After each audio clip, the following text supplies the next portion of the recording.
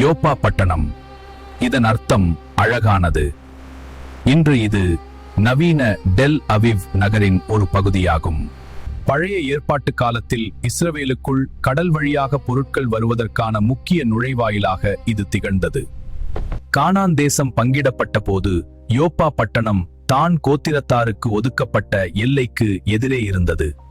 Solomon ராஜா கர்த்தருடைய ஆலயத்தை கட்டிய போதும் எஸ்ராவின் காலத்திலும் கேதுரு மரங்கள் கடல் வழியாக யோப்பா துறைமுகத்திற்கே கொண்டு வரப்பட்டன.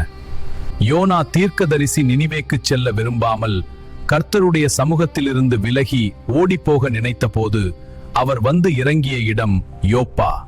புதிய ஏற்பாட்டில் யோப்பா ஒரு மனமாற்றத்தின் மற்றும் உயிர்த்தெழுதலின் நகரமாக மாறுகிறது.